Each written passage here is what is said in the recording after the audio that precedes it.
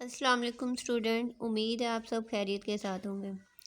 Student, आज की इस वीडियो के अंदर आप लोगों को बताने वाली हूँ, ये फ़र्स्ट ईयर के स्टूडेंट के लिए बहुत ही ज़्यादा इम्पोर्टेंट बात इसमें बताने वाली हूँ। इंग्लिश की जो उनकी बुक है, बुक 3 वाली, जिसके अंदर स्टैंजा और ये पोइम की स्टैंजा, कॉन्टेक्स्ट, एक्सप्लेनेशन वगैरह करनी होती है। ये इस तरह का क्वेश्चन है जो पेपर में आता है। ये होता तो 5 नंबर का है, लेकिन अक्सर स्टूडेंट जो है ना, मोस्टली स्टूडेंट इस क्वेश्चन को छोड़ आते हैं क्योंकि उन्हें रेफरेंस उसकी करना या उसकी एक्सप्लेनेशन बहुत ज़्यादा टफ़ लगती है। तो इस वीडियो के अंदर आज आप लोग को मैं एक बहुत ही जो इजी मेथड बताऊंगी या कुछ ट्रिक बताने वाली हूँ, जिसके लिए आप ये जो क्वेश्चन है आपके लिए बहुत ज़्यादा आसान हो जाएगा और आपके लिए याद करना भी बहुत ही आसान हो जाएगा। आपने इस वीडियो को स्किप नहीं करना। तो स्टूडेंट, सबसे पहले इसके अंदर आपने क्या करना होता है, रेफरेंस लिखना है। तो रेफरेंस के अंदर यहाँ पे जो ये मैंने लाइन लिख दिया है, ये तकरीबन 1 से 1.5 लाइन बनती है। आप इसको अच्छे से देख लें। कोई भी पोइम आ जाए, जिस भी पोइम से रिलेटेड आपके जो एग्ज़ाम में क्वेश्चन आता है, तो आपने रेफरेंस के अंदर यही लाइन लिख देनी है। जैसे ये लिखी हुई है, these lines have been taken from the poem. यहाँ पे जो आगे आपने लिखना है, आपने जिस पोइम का आया यहाँ पे उस पोइम का नाम और फिर राइटर का नाम, ये आपने लिखना है जो आपके एग्ज़ाम में जिस पोइम से रिलेटेड पूछा जाएगा। यानी these lines have been taken from the poem, जो भी पोइम हो, जैसे रेन्स, रिटन बाय, अब वो जिसने लिखी होगी, जो उसका राइटर होगा, यहाँ आपने इसका नाम लिख देना है। तो यानी जो भी आपके पोइम आए, तो आपने इसी तरह से ये लाइन लिख के आगे पोइम का नेम और फिर राइटर का नेम लिख देना है। तो इस तरह से आपका रेफरेंस जो है वो हो जाएगा डन। ये काम आपने हर पोइम के अंदर कर लेना है। स्टूडेंट, एक काम आपने करना है, अगर अभी तक तो मेरे चैनल को आपने सब्सक्राइब नहीं किया हुआ, तो जल्दी से मेरे चैनल को सब्सक्राइब कर लें, ताकि इस तरह की मज़ीद इन्फॉर्मेटिव जो वीडियो मेरी आती है, उनका नोटिफिकेशन बआसानी आप तक पहुंचता रहे। रेफरेंस के बाद जो सेकंड आपका पॉइंट होता है, वो आपने लिखना होता है कॉन्टैक्ट। अब कॉन्टैक्ट के अंदर आपने क्या करना है, यहाँ पे देखिए मैंने लाइन छोड़ दी है, मैंने नहीं इसको यहाँ पे लिखा हुआ। वो काम आपने खुद करना है। और वो कैसे करना है स्टूडेंट, आप देखें, आपकी कोई भी पोइम है, आप जब अपनी पोइम के अंदर जैसे थीम या सेंट्रल आइडिया दिया होता है, वो आप याद करते हैं, तो आपने वही सेंट्रल आइडिया या उसकी थीम है, वो आपने यहाँ पे कॉन्टेक्स्ट के अंदर लिख देनी है।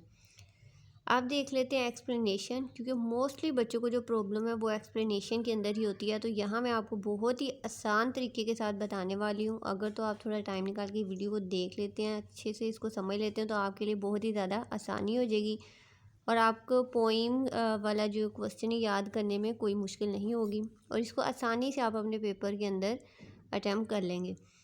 एक्सप्लेनेशन के अंदर अब यहाँ पे देखिए, ये मैंने जगह छोड़ दी। यहाँ पे जो पोइम होगी, उस पोइम का आप नेम लिखेंगे, जो भी पोइम होगी। जैसे अगर फ़र्ज़ करें हम रेन की बात करें, rain is a great, sorry, यहाँ पे आएगा उसका पोइट का नेम, पोइट, यानी जो भी उसका पोइट है यहाँ पे वो आएगा, is a great poet of English language, उसका नेम यहाँ पे लिखना है आपने। उसके बाद यहाँ पे इसी तरह से आपने ये चंद एक लाइन लिख देनी है, this poem is a masterpiece of his poetic work, in this poem poet tell us his personal experience, he tell us that. अच्छा, यहाँ तक आपने ये सेम काम करना है। यहाँ पे आपने कोई मिस्टेक नहीं करनी, कुछ नहीं करना, जैसे ये लिखी हुई हैं ऐसे इन लाइंस को लिख देना है। अब यहाँ पे देखिए मैंने आगे लाइन छोड़ी हुई है।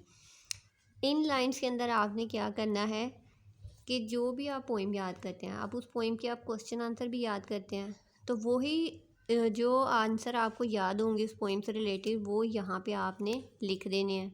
ये जो लाइन मैंने छोड़ी हुई है यहाँ पे, या आपने जो कॉन्टेक्स्ट लिखा हुआ है, कॉन्टेक्स्ट के अंदर थोड़ी बहुत चेंजिंग करें या उसी को थोड़ा सा इजी वर्डिंग में करके वो आपने यहाँ लिख देना है।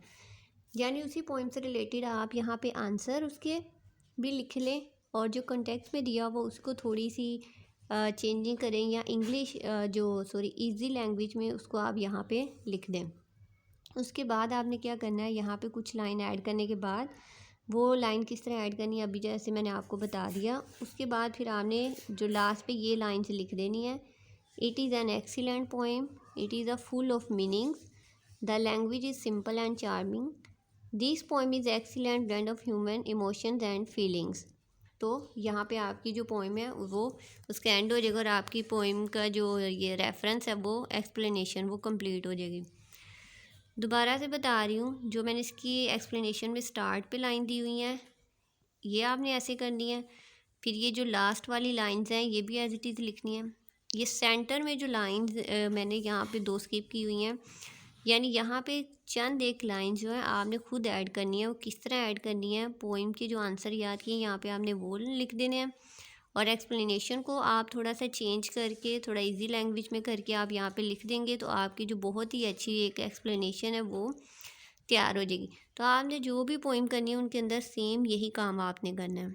तो देखें आपके लिए इस तरह बहुत ज़्यादा आसानी हो जाएगी कि आपको एक्सप्लेनेशन हर पोइम की या हर स्टैंजा के लिए अलग अलग याद करने की बिल्कुल ज़रूरत नहीं है।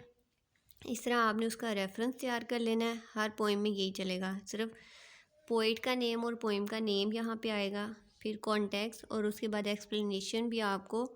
अगर तो उस पोइम के आप क्वेश्चन आंसर याद कर लेते हैं तो अलग से एक्सप्लेनेशन आपको याद करने की बिल्कुल ज़रूरत नहीं है।